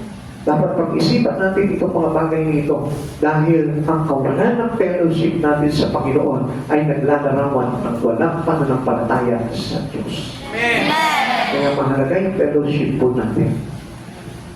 Kaya kung mapapansin po natin, bakit pinapahalagahan ng Diyos ang kanyang iglesia, ang kanyang church, ang kanyang mga anak na nananampalataya sa Kanya? Because of their fellowship. At alam niyo po ba, yung Last Supper, kung ano po yung signify po nito sa mga mananampalataya? This is their fellowship. They are being commune with God. Nakikipag-isa sila, nakikipag-iig sila sa Panginoon. And that was a great fellowship. Amen. Amen? Amen. Kaya ang mahalaga po yun. Kaya huwag po natin sasayangin yung mga bagay na yun. Kahit na po sabihin natin ang kapalit po dito, yung kabisihan po natin. Huwag yung mahayaan yun. Tama, isip po tayo mga kapatid sa Panginoon. Gusto ko po kasi ngayon na lahat po kayo matutunan niyo pong pahalagahan. Pakigising niyo yung katabi niyo, gising mga kapatid. Yan. Buti na lang, gising pa kayo lahat. Yan. Kasi mahalaga po ito na hindi po natin dapat minimentisan yung pagtitipon dahil napakahalaga ang fellowship. Kasi, bakit ka ba nilikhahan ng Panginoon? Ha? Ha? Bakit? To worship God. To worship Him, di ba? Amen. Bakit po ba kung papansinin natin, bakit ito si Eva at Adan nagmahalan? Ay, hindi yun sa kanta mo. Alam mo na. Bakit po ito si Eva at Adan nilagay doon sa paraiso, sa Garden of Eden? Alam niyo po ba kung bakit? Ha? Para saan? Ha? Para manguha at kumain ng bunga. Hey, bakit? Pakinakas. Yan. Fellowship ang tawag puso, kapatid. Kaya nga tayo binigyan for the fellowship to God. Ako, isipin natin na Lord, linggo, wala ka sa Kanya. This is a rest day. This is our rest. Di ba? Amen? Amen. Tapos, yung ginagawa ko ba? Sorry ha, tapos na yung tatamaan. Baka mamaya, katuhin niya ako ng upuan. Pero yun ang totoo, mga kapatid sa Panginoon. Yung araw ng pamamahinga, para sa Diyos. Because this is how our fellowship goes with the Lord. At huwag namin sasayangin yun. Ngayon, di ba, hindi niyo po ba alam na sa fellowship natin sa Lord, kung pwede kang humingi sa Lord? Hindi niyo po ba alam yun? Lord, habang nilalapit mo ang Panginoon through fellowship, di ba? Sa mga tatay niyo, makakahingi kayo sa mga nanay niyo. Eh kung layas ka, paano ka makakahingi? Kung lagi ka na lang hindi nakikita sa tahanan mo, paano ka makakahingi? Magbago ka muna, sabihin ng tatay mo sa iyo. Ayusin mo muna yung buhay mo, huwag kang nakita lang. Di ba? Amen. Ganun din tayo sa Panginoon. Sabihin ng Lord, gusto ko na lagi kita nakikita. Gusto ko na lagi ka nasa talambahan. Gusto ko na lagi nandun ka kapag araw ng pamamahinga. Amen. Faith make us change. Change make our life bright future. Pag tayo po ay nagbago, pag nabago yung ating pamumuhay, through our faith in God, doon po tayo magkakaroon ng tinatawag na bright future. Before we did not seek righteousness, but when we believe in Jesus Christ, we love to be always united with Him. Yun na yung gusto namin ginagawa. Na kapag talagang kaisa na tayo kay Kristo, ayaw mo na mahiwalay sa Kanya eh. Amen? Amen. Parang hindi ka na nag-aaksay yung parang panahon. Ang sabi po ng Kawikaan 21 verse 21, ang lumalakad sa daan ng katwiran at katapatan ay nagkakamit ng buhay at karangalan. At saan natin matatagpuan yun? Into our fellowship with God. Into our united spirit with Him. Amen. Yung kapag tayo, nailagap natin yung espiritu natin sa Panginoon.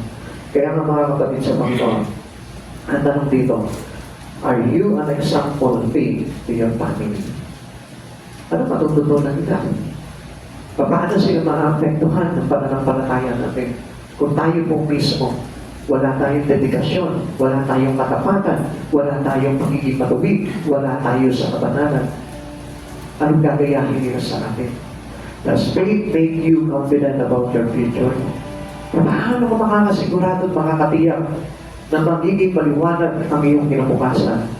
Kung halimbawa, yung relasyon mo sa Panginoon ay malabo pa. Malabo pa sa kung anong malabo. Do you have fellowship with God through faith in Christ? Kaya nga yung pakikipag-isa natin kay Jesus, yun yung nag-uugnay sa atin para tayo'y makapanumpanig sa Ama. And without Christ Jesus, hindi tayo magkakaroon ng reconciliation with the Father. Kaya lagi natin tatandaan, kung meron na tayong pagkukulang, si Jesus po yung sagot po doon. Pwede natin buuin muli sa Panginoon yung mga bagay na yung naray sa atin, na pagdaraya ng kaaway sa buhay natin. Hindi ba naman po huli ang lahat eh. Lahat naman po tayo may pag-asa kasi buhay pa tayo. At mayroon pa po tayong kaisipan na mananampalataya sa Panginoon, kaya wala pa pong problema. Ang problema na lang natin kung paano namin gagawin ito mga bagay nito. Kaya nga, pag-iisipan naman natin sa oras na ito, kung gusto mo makasigurado na pagdating ng panahon, ikaw ay mayroong talagang kaligtasan sa piling ng ating Panginoon. Umpisahan mo na ngayon. Paganahin mo yung pananampalataya mo. Katulad po na napakinggan po natin, hayaan mo yung pananampalataya mo, itulak ka ng border papalapit kay Kristo. Ang isang taong walang pananampalataya, hindi niya kayang itulak ang buhay niya sa Panginoon. Instead, lumalayo pa. Nawawala ba? Nanganagaw pa ng karibal ng Panginoon sa iyo. Huwag kang magkaroon ng karibal ng Panginoon sa buhay mo. Ibangin mo si Yesu Cristo sa buhay mo. Huwag kang papayag na may kahati siya sa puso mo. Sapagkat ang Diyos nito, maninegatibo siya. Kaya sa oras nito, kapatid sa Panginoon, pag-aralan mo mabuti yung pamumuhay mo. Kung gusto mong makatiyak talaga ng isa, pagpapala pagdating ng araw sa darating na buhay mo. Ngayon pa lang, umpisaan mo na ayusin po ito. Ito sa given chance, one as by night. Ang sarap na po na isipin na hindi pa huli ang lahat. Na meron pa po tayong pag-asa. Dahil kung titignan po natin, nandiyan ka, nakaupo ka, nakikinig ka pa ng salita ng Diyos. Tumatanggap pa, bukas pa yung puso mo. Ang laki ba ng pag-asa? Alam ko po na lahat po tayo may mga pagkakamali pa sa buhay. Pero, ang puti ng Diyos hindi niya pa tayo hinahatulan. Hinihintay niya pa talaga yung dumating tayo doon sa sukulan na kung saan ito na. Umarap ka na sa Panginoon. Doon ka pa lang nahatulan ng Panginoon. Pero ngayon, ang puti ng Panginoon dahil God opened His hand for given us big chances in life para makapagsisi tayo, makapanumbalik tayo, makapag-isip tayo ng tama para mapili pa natin ang Diyos sa buhay po natin. Ngayon, ang tanong dito, kaya mo bang piliin ang Diyos kapalit na lahat ng mga bagay sa buhay mo? Mag-isip ka. Pag-isipan mo yun at ikaw lang ang makakasagot doon sa puso mo. Uulitin ko ang tanong na ito. Bago mo po kayong patayuin, pakinggan mo mabuti ito. Kaya mo bang piliin ang Diyos sa buhay mo na higit pa sa mga bagay na pinapahalagahan? Kung hindi mo pa kaya piliin ang Panginoon, I tell you, matakot ka. Dahil our assurance of salvation is in Christ Jesus only. Wala nang iba. Hindi tayo maliligtas sa kayamanan. Hindi tayo maliligtas sa mga negosyo. Hindi tayo maliligtas ng kayamanan ng ito. Na lahat ng mga ari-ariya mo, hindi ka kaya miligtas niya. Kapatid, dito lamang yan. Maaaring bumusugin ka niyan. Maaaring papapanguhin ka niyan. Maaaring masusuplayan niya yung pangangailangan ng laman mo, pero yung pangangailangan ng espiritu mo, papaano? Saan ka kukuha? Kung hindi mo ilalaga ang buhay mo kay Kristo, what is the profit of living the whole world? Pero ang kapatid naman ito ay sarili mong kaluluwa. Kapatid, lagi mo tatandaan, mas mahalaga ang Diyos kaysa anumang bagay. Mahalaga pa sa kabuhayan mo. Mahalaga pa sa kayamanan mo. Mahalaga pa kahit sa kaninong buhay.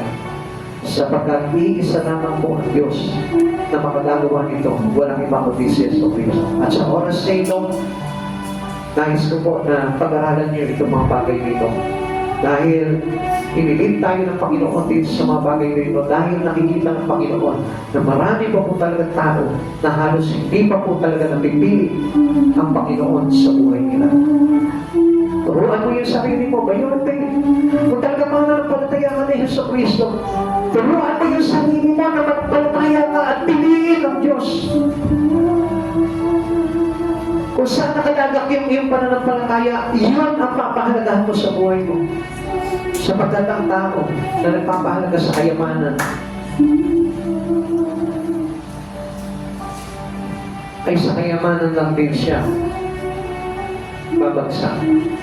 Subalit, kung ang ginawa niyang kayamanan ay ang Panginoon, hindi po ba napakaliwanag na ang bagsak po natin ay sa kamay ng ating Panginoon Jesucristo doon sa kanyang buhay na walang hanggan.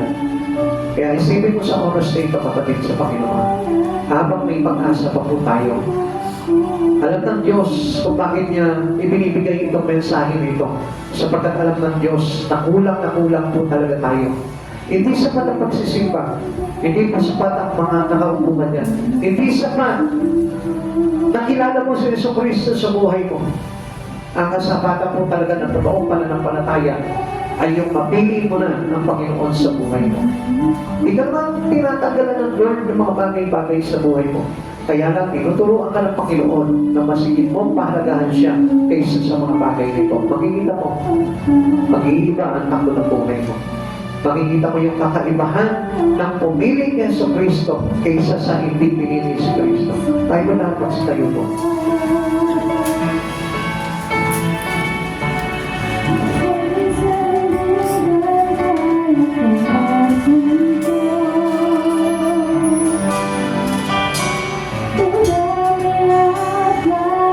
Alam niyo mga kapatid sa Panginoon, sa oras pa lamang po na ito mararamdaman mo na kung gaano mahalaga sa iyo si Jesucristo. Makikita mo yung sukat ng pananampalataya mo sa oras pa lamang na ito. Kung pag-iisipan mo lamang, gaano ba yung binibigay kong panahon sa Lord? Gaano ba yung binibigay ko, sinishare na lakas ko sa Panginoon? Gaano mo ba siya pinag-aaksayahan at pinaglalaanan ng oras sa buhay ko? Gaano na ba siya kalaki sa puso ko? Kapatid, ito yung gusto ko na maintindihan po natin lahat sa oras na ito. Baka ang Diyos ay nasa labi mo lamang at wala sa puso. Sapagkat nasa puso mo siya, yun ang magagyari, yun ang magagalaw. Sapagkat sabi po sa atin ng Biblia, what is abundant to our heart comes out with our mouth. Kapatid sa Panginoon, yun ang pagtulak sa iyo ng Panginoon kung tayo ay tinanggap natin ng buong puso ang Diyos sa buhay natin. Hindi mo siya magpapalit kahit na sa anong bagay. Sapagkat alam mo na napakahalaga ng kaligtasan sa buhay na ito. Sapagkat napakahalaga na tayo ay magkaroon ng buhay na walang hanggan. Ulitin ko po sa inyo, anong halaga ng mga bagay-bagay dito sa mundong ito? Kung pagdating naman ng araw, haharap tayo sa lutuman ng Panginoon at tayo ay mailalagak doon sa walang hanggang apoy ng impyerno.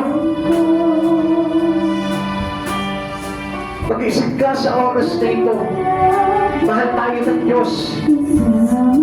Ang mga nananampalataya sa Diyos ay patuloy na naghahanap sa ating Panginoong Jesucristo. Hindi siya lumalayo, hindi siya umiiwas, hindi niya ipapapalit ito na sa kahit anumang bagay sa buhay niya. Isang kapatid, yung pananampalataya mo, tatapatan ng sanlibutan ito. And you must aware of it. Dapat maging aware ka. Dahil yung faith po natin na sinasabi po natin, pwedeng tapatan po sa atin itong mundo na ito upang malaman po talaga ng Panginoon. If you are truly having this genuine faith in Him, kung meron ka talaga sa taong pananampalataya,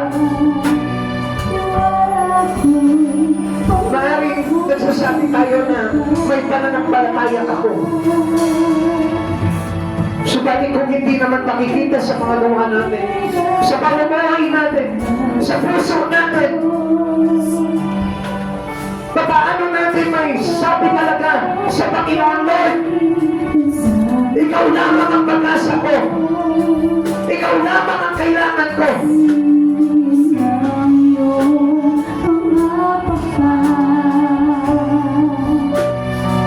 Tanungin mo yung sa oras na ito yung sarili mo. Itanong mo sa kanya, Lord, kailan ba itong pananampalataya ako sa iyo? Tanungin mo ang Panginoon. Sasagutin ka ng Panginoon sa oras na ito. Sasabihin niya sa iyo kung gaano na yung sukat ng pananampalataya mo. Sa mga Diyos, kailan hindi sinungaling. Ipapakita niya sa iyo yung uri ng pamumuhay mo. Ipapakita niya sa iyo yung pamumuhay na kung saan inilalagak mo yung sarili mo. It is not too late, brother and sister in Christ. It is not yet too late. May pag-asa pa. May pag-asa pa. At Diyos ay puno ng pag-asa na ibinibigay sa atin.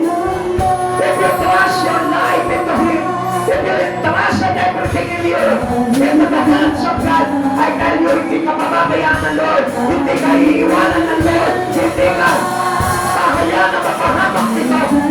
Magtiwala ka lang sa Diyos. Itiwala mo sa Kanya yung kaluluwa mo. Lord, sa iyo ang kaluluwa ko. Hindi mali na mawalan ako ng mga bagay sa mundo ito. Basta mahalaga, ikaw ay nasa puso ko palagi.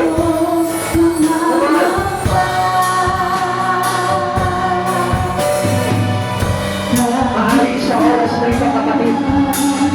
Katulad ni Abraham, mayroong pinalilisan sa iyo ang Panginoon. Mayroong pinapaklas sa iyo ang Panginoon. Maaaring sa oras na ito, may sinasabi sa iyo si Yahweh. Lisanin mo ito.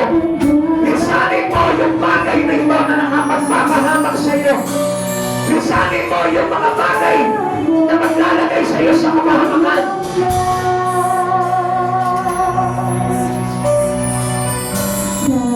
Pag-isipan mo mabuti, kapatid. Habang ng buhay ay may pag-asa pa. Habang ang Diyos ay nakuusap pa sa puso ko. Sa pagkatayaw ng Diyos, na masarahan ang puso ng kanyang mga anak. Hindi mo ba alam na sa oras na ito, itinuring ka na ng anak ng Diyos? At ganoon kalaki ang pag-ibig ng Ama para sa kanyang mga anak. Tinawag niya tayong anak. At hindi mo ba alam yun? Sa bagay na lamang ang dapat natin gawin. Ayos, mga anak ay sumunod sa Kanya. Sundin natin ang kalooban ng Diyos. Para na sa ganon, magkaroon po tayo ng maliwanag na kinabukasan pagdating ng araw sa piling ng ating Panginoon. Kapatid, talaga ka sa Diyos. Talaga ka kay Jesus. Huwag mo siyang pagkakaitan ng panahon.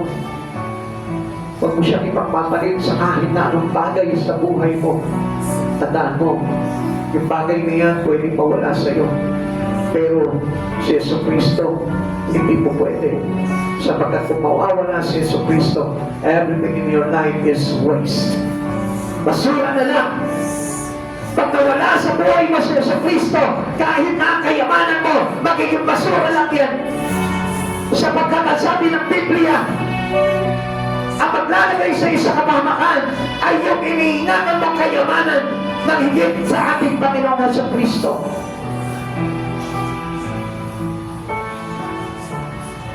Ang lahat ay magiging basura lang. Kaya sa oras na ito, piliin mo ang Panginoon sa buhay mo. Unahin mo siya. Bigyan mo siya ng puso. Pagtapat ka palagi sa Kanya. At huwag mong panginayangan yung mga bagay na mawawala sa iyo. Kapalit ng relasyon mo kay Jesucristo. Sapagkat kung mayroong pinakamahalaga sa oras na ito sa buhay ng tao, walang iba kundi ang Diyos na dakila, na tapat sa kanyang mga pangako na nangako sa atin ng buhay na walang hanggan. Ay kung lahat ay manalangin sa Panginoon. O maraming Diyos, nagpapasalamat po kami sa biyaya ng iyong mga salita, O God, for everything that you remind us, O Lord. Alam namin, Panginoon, na hindi mo kami, Panginoon, hinahayaan na mapahamak, O God. Sapagkat nakikita mo, Panginoon, ang aming kalagayan, O Lord, ang aming pagpapahalaga sa buhay na ito, Panginoon. Nakikita mo kung ano yung bagay na masigit namin pinapahalagahan. Bakit pinapaalalahanan mo kami, Panginoon, sapagkat ayaw mo kami mawala sa iyo. Katulad ng mga nangyari sa mga iba na masigit na pinili po nila, Panginoon, ang sanlibutan kaysa sa mga bagay na maglalagay sa kanila sa buhay na walang hanggan. Panginoon, turuan mo po kami, Panginoon, na pahalagahan ka sa buhay na ito, Lord. Turuan mo po kami na hindi kami manghinayang na mawala ang mga bagay na umahad lang sa amin para mapalapit kami ng todo sa iyo, O God. Panginoon, turuan mo po kami maging matatag. Turuan mo po kami, Panginoon, na pag-iwan ng mga bagay sa buhay na ito, Lord. Especially yung mga bagay, Panginoon, na naglalayo sa amin sa pag-ibig mo, Panginoon Jesus. Katulad po na sinabi mo, Panginoon, no one can separate us from the love of God. Panginoon, ikaw nga po, Panginoon, hindi mo kami pinabayaan, Panginoon, na maiwalay sa iyo. Subalit, Panginoon, turuan mo rin po kami yan. Turuan mo po rin po kami, Panginoon, na hindi na po kami mahiwalay sa iyo, God. Sapagkat ang halaga ng buhay, Panginoon, ay nasa iyo, Lord, at wala sa mundo ito, Panginoon. Panginoon, dalangin ko po, Panginoon, na sa iyo